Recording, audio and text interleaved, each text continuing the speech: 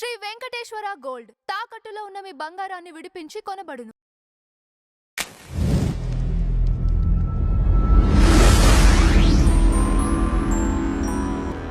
Madam నమస్తే. నమస్తే madam big boss అనే షోలో భాగంగా అగ్ని పరీక్ష అని చెప్పేసి హాట్‌స్టార్‌లో స్ట్రీమ్ అవుతోంది. కామన్ పీపుల్ ఎవరైతే ఉన్నారో వాళ్ళని తీసుకొచ్చి వాళ్ళకి టాస్క్‌లు ఇస్తూ ఈ షోని రన్ చేస్తున్నారు.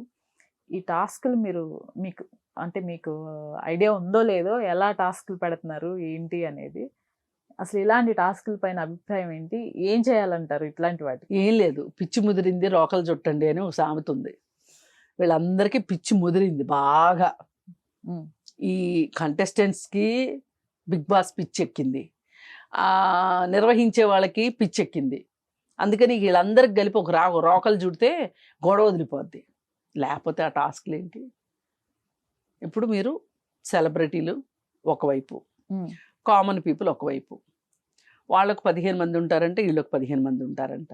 సెలబ్రిటీల్లో మీరు కావాల్సిన సెలబ్రిటీల్ని రకరకాల రూపాల్లో, ఇంతకుముందు సెలబ్రిటీలు ఎవరైతే ఎన్నెన్ని ఆరోపణలు చెప్పారో, ఇక్కడ కాస్టింగ్ కౌచ్ కూడా నడుస్తుంది, డబ్బులు తీసుకుంటున్నారు.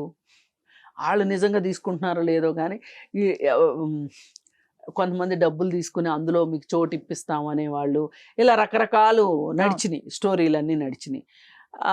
అవన్నీ అలా ఉంచితే మీరు ఏ ప్రాతిపదికల మీద నాగార్జున గారికి నచ్చి తీసుకున్నారా, లేకపోతే ఇంకొకరికి నచ్చి తీసుకున్నారా, ఎవరికి నచ్చి తీసుకున్నారో 15 మంది సెలబ్రిటీల కంటెస్టెంట్స్ రెడీ అయిపోయారు.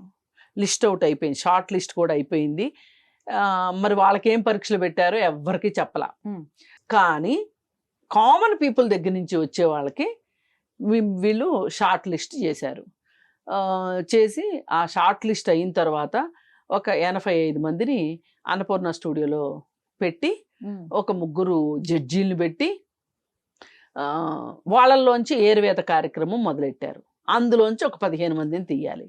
సరే, ఈ 15 మందిలో కూడా ఒక 3-4 వాళ్ళ ప్రొఫైల్స్ అవన్నీ చెక్ చేసి, మరి వాళ్ళు చాలా సమాజ సేవ చేశారనో, లేకపోతే ఇంకోటి చేశారో అని ఒక 3-4 ఆ విధంగా సెలెక్ట్ చేశారు. ఇంకా పోతే మిగతా వాళ్ళని ఏ విధమైన పరీక్షలు పెట్టి వీళ్ళు సెలెక్ట్ చేస్తున్నారు అంటే, ఎవరైతే అరగుండు చేసుకోవటానికి ఇష్టపడతారో, పైగా బిగ్ బాస్లో ఎలిమినేట్ అయ్యేంత వరకు కూడా ఆ అరగుండుతోనే ఉండాలి, కనిపించాలి అనే ఒక విధానంలో ఈ అరగుండు వ్యవహారం. అలాగే ఇంకొకటి 10 నిమిషాల్లో మీరు తిండి తినాలి, కేజీకి బరువు పెరగాలి. ఇది ఒక పోటీ టాస్క్. ఇంకొకటి ఏంటి అంటే, మేము పెంటేస్తాము మొహానికి పూసుకోవాలి. ఇప్పుడు నేను పెంట అని ఎందుకన్నాను అంటే, గేదెలు వేస్తే పేడ అంటారు, మనుషులు వేస్తే పెంట అంటారు, అంతే కదా డిఫరెన్స్. ఏదైనా విసర్జితవే కదా. అసలు మీరు ఈసారి పేడ అన్నారు, ఈసారి పెంట అన్నారని గ్యారంటీ ఏంటి? ఏం మనుషులు మీరు అసలు? అంటే మీకు ఇంకా అసలు ఏం టాస్క్లు ఇవ్వాలో కూడా తెలియనంత సంకుచితంగా మీరున్నారా?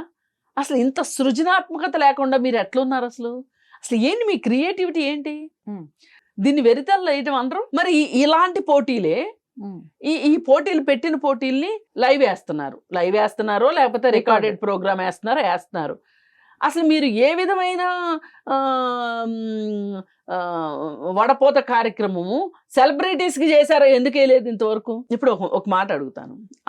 ఎవరైతే ఆ 3 జడ్జీలు ఉన్నారో, ప్రోగ్రాము చేసే నాగార్జున గారు కావచ్చు, ఇంకా ఎవరైనా సరే, దీని ప్రొడ్యూసర్లు కావచ్చు, ఇంకోటి డైరెక్టర్లు కావచ్చు, చాలామంది ఉన్నారు కదా. మీరు ఎవరైనా అలాంటి ఒక టాస్క్ తీసుకోవటానికి మీరు సిద్ధంగా ఉన్నారా?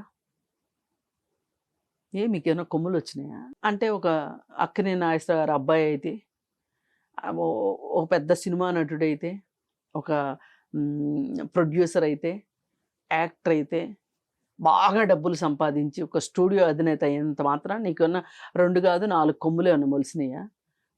మీకైతే ఓకేనా? అసలు ఎవరైనా ఇట్లాంటి చేసేటప్పుడు క్యాన్ వై అని, అదే నేనైతేనా, అదే నాకైతేనా అని ఒక ప్రశ్న వేసుకోలేకపోతున్నారు అంటే మీరు ఎంత నికృష్టులో అర్థమవుతుంది. ఇంతకంటే మంచి మాట రావడం నా వల్ల కావట్లా. అసలు అంటే కామన్ పీపుల్ ఈ వెళ్ళే వాళ్ళ వెర్రిని ఎలా క్యాష్ చేసుకుంటున్నారో ఒక రకమైన పర్వర్షన్ అనమాట ఇది, ఒక రకమైన శాడిజం. ఈ శాడిజాలు, ఈ పర్వర్షన్స్ జనాలకు కూడా చూపించాలని. అసలు అందుకే ఈ ఓటీటీల్ని వ్యతిరేకించాల్సి వస్తుంది. అందుకే ఈ ఓటీటీలు అంటే దరిద్రం, అసలు నిజంగా దరిద్రం ఏదైనా పట్టుకుంది వాళ్ళ సమాజానికంటే ఓటీటీలే. సెక్స్, క్రైము, బ్లడ్, వివాహేతర సంబంధాలు, అసహజ సంబంధాలు, ఇవన్నీ మీరు చూపిస్తున్నారు. వీటన్నిటిని నార్మలైజ్ చేయాలని చూస్తున్నారు. మీరు 1కి 10 సార్లు చూపిస్తే అది నార్మలైజ్ అవుతుంది. 1కి 10 సార్లు మంచి చూపిస్తే ఎంతో కొంత మంచి నేర్చుకుంటారు. ఇప్పుడు నిన్న కూకట్పల్లిలో పిల్లోడు, 14 ఏళ్ల పిల్లోడు ఇవన్నీ అంత ఘాతుకం చేయడానికి కారణం ఖచ్చితంగా సోషల్ మీడియా, ఖచ్చితంగా సెల్ ఫోన్, ఖచ్చితంగా ఓటీటీలు. వాడికి క్రైమ్ అంటే పిచ్చి. పైగా గమ్మత్తు చూడండి. ఏంటి సార్ నిజం చెప్తే మీరు అడుగుతున్నారు కదా నేను చెప్పేస్తాను అని చెప్పి వాడు మొత్తం చెప్పేశాడు. చేసిందంతా చెప్పిన తర్వాత, సార్ సిఐడి సీరియల్లో నిజం చెప్పేసాక పంపించేస్తారు కదా, మరి నేను ఇప్పుడు ఇంటికి పంపించేస్తారా అని అడిగాడంట. ఈ మాట విన్న తర్వాత ఏడవాలో, నవ్వాలో, బాధపడాలో, కష్టపడాలో, ఇలాంటి స్థితికి చిన్న పిల్లల్ని తీసుకొచ్చిన మీడియాని బిజినెస్ కోసమేగా ఇదంతా చేస్తున్నారు, డబ్బుల కోసమే కదా. ఇప్పుడు ఈ బిగ్ బాస్ కూడా డబ్బుల కోసమేగా. ఇప్పుడు ఒక్కొక్కళ్ళు ఆడవాళ్ళు ఎక్కడైనా పబ్లిక్లో ఉన్నప్పుడు ఇంతకుముందు బయట జారుతుంటే పైకి తీసుకునేవాళ్ళు, ఇప్పుడు బయట జారుతుంటే ఇంకాస్త కిందకి జార్చుకుంటున్నారు. చూస్తున్నాం సోకాల్ సెలబ్రిటీల్ని, కొంతమందిని కెమెరా ముందే జార్చుకుంటున్నారు, లాక్కుంటున్నారు, కిందకి లాక్కుంటున్నారు, వేసుకునేప్పుడే కిందకి వేసుకుంటున్నారు. ఒకవేళ పొరపాటున పైకి వెళ్తే దాన్ని కిందకి లాక్కుంటున్నారు. కిందకి వెళ్తే పైకి లాక్కోవాల్సింది పోయి పైకి వెళ్తే కిందకి లాక్కుంటున్నారు. వీళ్ళేంటో. నిన్న కాక మొన్న ఇంకొక మహాతల్లిని చూశాను నేను.